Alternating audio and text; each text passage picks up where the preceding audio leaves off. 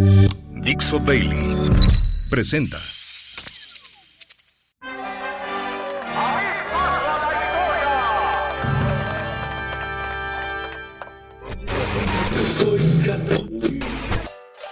Damas y caballeros, aquí se platican historias, Anécdotas y efemérides.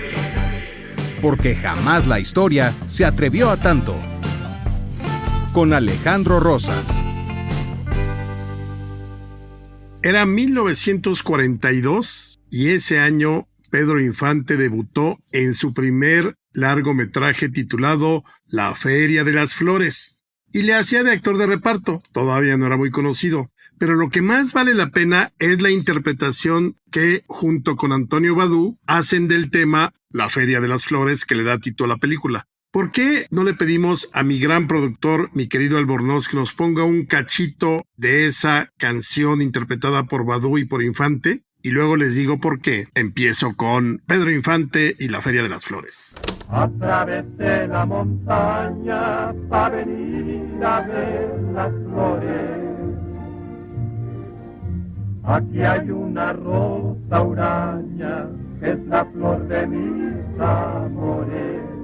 Pues resulta que el próximo 9 de noviembre es el natalicio de Chucho Monje, otro de nuestros grandes compositores de la música mexicana, nacido en 1910, y desde luego es el compositor de esta gran canción que a mí en lo particular me gusta mucho. Yo creo que no le encontraron un título menos adecuado porque la historia es trágica y simplemente por la canción creo que, pues tú ponle a la película La Feria de las Flores. Pero es una gran película, Pedro Infante sin su bigote de segundón, pero pues ahí quedó para la historia La Feria de las Flores. Que se oiga, Pedrito. Y si sale el jardinero, pues a ver qué más.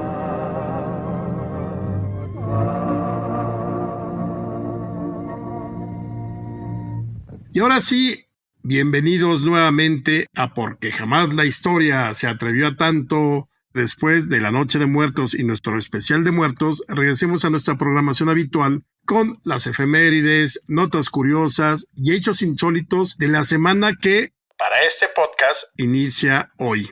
Tenemos datos curiosos, efemérides y cosas e historias que les traigo aquí para contarles. Empecemos con mi gustada sección de los días extraños. ¿Ustedes podrían vivir un día sin wifi? Bueno, pues el 8 de noviembre es el Día Mundial sin Wi-Fi. Claro, los que somos viejos, ¿se acuerdan cuando uno se conectaba a internet con el teléfono y sonaba?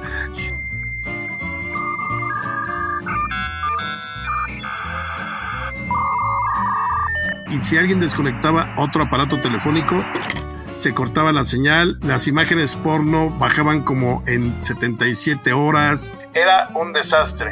Luego vendría ya el internet por cable y finalmente la wifi. Yo creo que la wifi hoy en día es lo máximo, pero bueno, si quieren hacer un sacrificio y ver de qué se trataba el mundo antes de internet y de la wifi, dedíquenle este 8 de noviembre a no tocar una wifi. A ver si lo aguantan. Días extraños, 10 de noviembre. ¿Se imaginan que les dicen, oigan, hoy tienen que abrazar a su familia porque es el día del abrazo en familia? No en familia con Chabelo, sino en familia. Yo creo que desde luego hay familias que se abrazan mucho, hay otras que son un poco más hurañas, pero hay otras familias que no se abrazan sino se apuñalan. Recuerdo una frase de Mafalda que decía que hay familias que no se reparten la herencia, sino la descuartizan. Y vámonos a recordar algunas familias famosas. Por ejemplo, para mí, fundamental, Los Simpson, ¿no? Esa es una de las principales que sigue vigente después de más de 30 años de estar al aire. Otra que es maravillosa con Don Vito, Michael, Sonny y Fredo, y Connie desde luego como la mujer de la familia, pues los Corleone. Otra de las que a mí me encantaban, los Addams, Homero, Morticia, el tío Lucas, el tío Cosa, Dedos, Largo y la abuela. Otra más, los Monster, también de otros tiempos. Los Singles, que para muchos jóvenes que nos escuchan, que espero que así sea, que no seamos solamente los de mi rodada en términos de edad. Los Singles era una familia de una serie que en México se llamó allá por los años altos de los 70s, se llamaba Los Pioneros. Y era bastante cursi, fresa, pero como no había muchos más programas que ver el domingo en la noche por Canal 5, pues nos chutábamos Los Pioneros y Los Singles era la familia que daba, digamos, las historias, con Laura Ingalls, que era la principal, una niña que siempre andaba haciendo travesuras y demás, pero fue muy famosa en aquellos años 70. Y desde luego hay muchas más, pero yo sumaría aquí a los Skywalker, que creo que es el mejor ejemplo de la familia disfuncional, porque imagínense, el hijo le corta la mano al padre, el padre abandona a los hijos y abandona a la mujer y se vuelve malo. O sea, es toda una historia. Realmente tendríamos que ver Star Wars y todo su universo desde los ojos del psicoanálisis. ¿O no es para tanto? Bueno, pero ahí están los Skywalker. Con Anakin, que luego sería Darth Vader, la princesa Leia, el propio Luke y toda la descendencia que luego vendría. Y aquí en México, ¿cuál sería la familia más famosa? Pues la familia revolucionaria, ¿sí? Que primero fue el PNR, fundado en 1929, como se le conocía al Partido Nacional Revolucionario, luego fue Partido de la Revolución Mexicana y finalmente PRI en 1946, y siempre se le conoció como la familia revolucionaria. Hoy esa familia revolucionaria se ha convertido en Morena. Es lo mismo, pero más barata. Así que la familia revolucionaria del siglo XXI, exactamente en los años 20 del siglo XXI, es Morena y hay que cuidarse porque si son como fue el PRI en su momento, estamos poco menos que fritos. Para mi siguiente número, necesito un trago de tequila.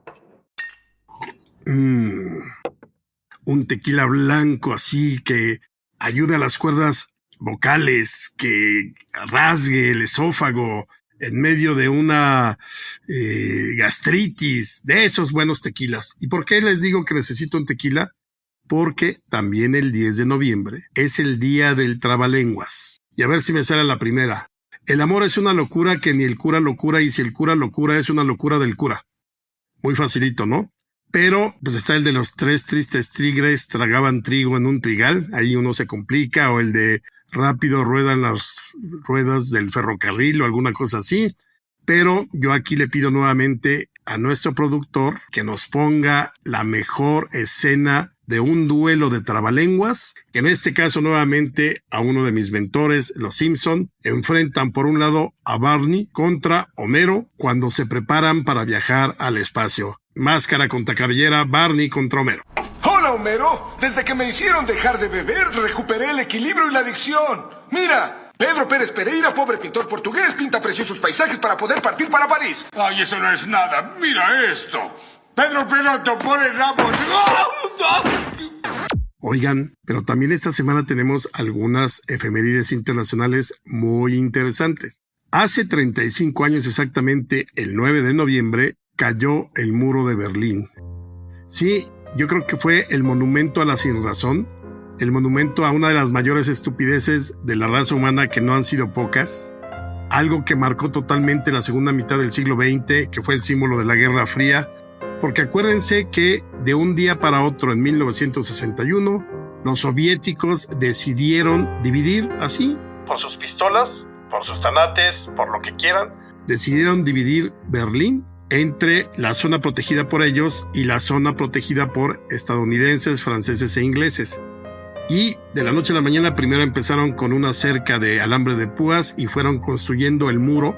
Todavía si uno viaja a Berlín puede ver algunas zonas donde está marcado dónde estaba el muro de Berlín.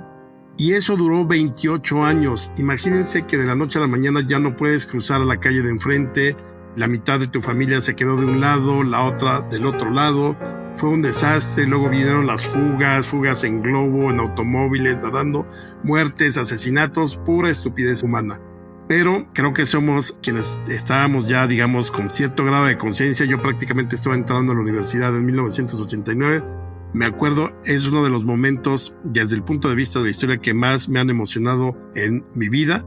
Haber visto a todos los alemanes brincando sobre el muro de Berlín, después de haberlo demolido en partes, y pues imagínense la unión otra vez de los alemanes. Fue un momento increíble y que además fue rematado por aquella interpretación de la Novena Sinfonía de Beethoven, que en vez de cantar la Oda a la Alegría, que es la parte coral, le modificaron la letra para que fuera la Oda a la Libertad, y fue un momento espectacular. Así que aplauso para la caída del muro de Berlín, 35 años ya. 13 de noviembre de 1940. Ese día se estrenó Fantasía, de los estudios Disney. ¿Se acuerdan de esa película? Son cortos, obviamente en dibujos animados, donde se utiliza música clásica para, digamos, acompañar a los dibujos animados que prácticamente no hablan. Por ejemplo, está El aprendiz de brujo de Ducat, donde está Mickey que con un hechizo hace que las escobas se reproduzcan porque le da flojera trapear y se convierte en un desastre. O por ejemplo, la sinfonía desde el Nuevo Mundo, y entonces ahí vemos a los dinosaurios. Está por ahí cuando bailan los hipopótamos y un cocodrilo que se lo quiere comer a las hipopótamas en uno de los valses más representativos. Pero ¿a qué viene a colación? Ustedes saben que yo prácticamente odio todo lo que tenga que ver con Disney por ñoños, por asquerosamente cursis y demás. Pero esta película a mí me gustó mucho, y solamente un segmento, el de Una noche en la árida montaña de Mussorgsky. ¿Por qué? Porque yo era niño, mis hermanos también, tendríamos que serían unos 6, 5, 4 años. Y mi mamá, antes de ir a ver Fantasía, nos contó cómo era esta parte de Una noche en la árida montaña. Y entonces ella misma interpretaba, se supone que es una noche donde al parecer es la noche de Todos Santos al 2 de noviembre, y entonces la montaña es un demonio gigante y baila y utiliza sus manos para sacar los demonios que están en el infierno y juega con ellos y todo eso al compás de la música. Entonces cuando la vimos en el cine, bueno, estábamos vueltos locos viendo cómo mi mamá no se había equivocado en la manera en que nos describió al demonio de la noche de la árida montaña. Y al final, cuando ya suenan las campanas de que viene el amanecer, el demonio nuevamente se hace, digamos que bolita, y otra vez vemos la árida montaña con la cual inicia toda la secuencia. Si no la han visto, búsquenla por ahí en YouTube. Esa secuencia, todo lo demás lo pueden obviar, pero Una noche en la árida montaña, ese corte dentro de la película Fantasía, bien vale una misa y es maravillosa. Y otra fecha internacional importante, el 8 de noviembre, es el natalicio de Bram Stoker, el autor del conocidísimo, vendedor de millones de copias, que ha sido interpretado varias veces en teatro y sobre todo en cine, autor de Drácula, que fue publicada cuando él tendría más o menos 50 años en 1897. Desde luego, como deben de ustedes saber, Bram Stoker se inspiró en la historia de Vlad Tepes, el Empalador, que era un señor feudal de la zona de Rumania, de los Cárpatos, que defendía toda esa región del avance de los turcos, y pues le gustaba acabar con sus enemigos empalándolos, y entonces los veías empalados en medio de los campos de guerra a todos los enemigos. De ahí se inspiró. Dicen que en algún momento dado, pero pues eso no está comprobado, soñó de niño una historia así, de alguien que se hacía de la sangre. Pero lo interesante en el caso de Vlad Tepes es que él sí existió, no era Drácula desde luego. Pero lo curioso con Bram Stoker es que para su novela nunca viajó a Rumania. Es decir, no conoció ni las tierras de Vlad Tepes, ni el castillo donde supuestamente vivió, ni el castillo donde nació. Hay toda una ruta turística para recorrer Rumania, la ruta de Drácula, que yo recomiendo que hagan. Tuve la oportunidad de hacerla ya por el 2019 y es maravillosa. Y entonces me jacto de decir que yo sí fui a Rumania y Bram Stoker no. Y una pequeña desgracia que le tocó al Bram Stoker: él muere en 1912. Pero tuvo la mala fortuna de morir en la misma semana que se hundió el Titanic, así que lo pelució la prensa. Todas las noticias entre el 15 y el 25 más o menos de abril de 1912 tenían que ver con el naufragio, el hundimiento del Titanic, más de 1,523 víctimas, y pues nadie se acordó mucho de la muerte de Bram Stoker, que murió el 20 de abril de 1912.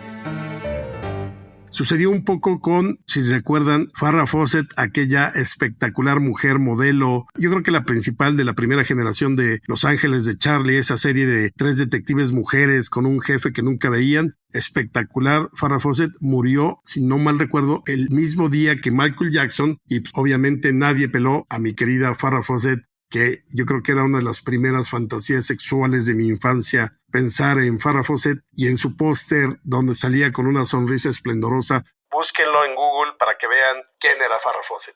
Y nos vamos a 2 historias de nuestras efemérides nacionales que a mí me gustan mucho. La primera, 8 de noviembre de 1519. Ese día se conmemora el día que Hernán Cortés llegó a Tenochtitlán y conoció personalmente en persona, como se dice, a Moctezuma II.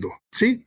Después de muchos meses desde que había llegado a Veracruz, su avance, que Cholula, que esto, que el otro, finalmente el 8 de noviembre llega. Imagínense, desde abril andaba ya en las costas de lo que hoy es el estado de Veracruz y hasta el 8 de noviembre llega. Entonces, ¿por dónde creen que llegó o entró? Pues lo que hoy es Calzada de Tlalpan, que en aquel entonces se llamaba la Calzada Iztapalapa. Y más o menos la parte que recorre pues es como desde San Antonio Abad hasta lo que es la Plaza Mayor hoy. Antes de llegar a la Plaza Mayor, pues de pronto él baja. Cortés dijo, a ver, pues se estaba metiendo a la boca del lobo, porque pues iba con 300 españoles y 3,000 aliados tlaxcaltecas que eran acérrimos enemigos de los mexicas. Entonces, si en un momento dado se aburría Moctezuma, pues podía haber cortado todos los puentes que unían las calzadas de Iztapalapa y ahí se podían haber merendado a todos los españoles y a todos los tlaxcaltecas. Moctezuma confió y no pasó a mayores. Pero en el avance Cortés dijo, a ver, desplieguen banderas y toquen tambores. Entonces imagínense esos 300 españoles con las banderas, con los tambores, con los cañones, pues obviamente impresionaron a los habitantes de Tenochtitlán. Otro momento que ha de haber sido así de, caray, ¿aquí qué pasó? Que entre los 200 señores que acompañaban a Moctezuma para encontrarse con Cortés y los 300 españoles más Cortés, había una sola mujer, Doña Marina. Entonces imagínense, obviamente, pues si hoy todavía las mujeres luchan por sus derechos, en aquel entonces nadie hubiera imaginado que Cortés llevaría una intérprete mujer y pues a todos los señores de Tenochtitlán dijeron, ¿qué pasó aquí? ¿Cómo que una mujer? Y sin embargo, ahí se sostuvo Doña Marina. Momento incómodo, de esos momentos incómodos cuando te presentan a alguien que no sabes, sobre todo después de la pandemia, si lo saludas de mano, si le das un abrazo, si das beso, pues algo así ha de haber sucedido, porque cuando ya se ven frente a frente Cortés con Moctezuma, Cortés se abalanza y muy a la usanza española, pues le va a dar un abrazo a Moctezuma y pues se les cayeron los calzones. Bueno, no usaban, pero la expresión creo que es la adecuada. Se le cayó los calzones a casi todos los señores de Tenochtitlán porque prácticamente Moctezuma era considerado como un semidios. O sea, él tenía prohibido que lo vieran a los ojos. Entonces, mucho menos que le dieran un abrazo. Entonces lo impidieron, pero afortunadamente no pasó a mayores.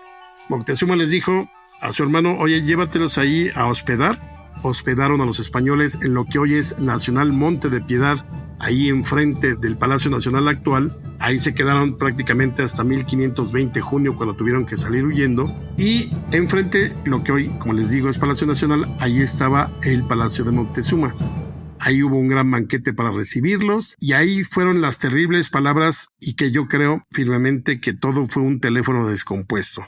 Porque cuando ya Moctezuma puede hablar con Cortés en su palacio, entre otras cosas le dice, tu casa es mi casa. Y Cortés se lo tomó literal y entonces le escribió tiempo después al rey Carlos V para decirle, oiga, pues ¿qué cree? A mí Moctezuma me dijo que esto era de usted y que su casa era mi casa, así que pues ya la hicimos. Sí, pero costó 1 año y medio de guerras y luego un sitio pavoroso, sitio militar. El hecho es que nadie entendía bien qué quería decir el otro y yo creo que ahí la que tuvo que ver también fue Marina, que interpretaba a su gusto. Así que este 8 de noviembre se conmemora ese encuentro Moctezuma-Cortés y todo lo que cambió para la historia. Y ya para despedirme les traigo otra historia maravillosa. El 12 de noviembre de 1648 nació Sor Juana Inés de la Cruz, la 10ª musa, la gran sabia, poeta, escritora, una verdaderamente mujer excepcional de la segunda mitad del siglo XVII.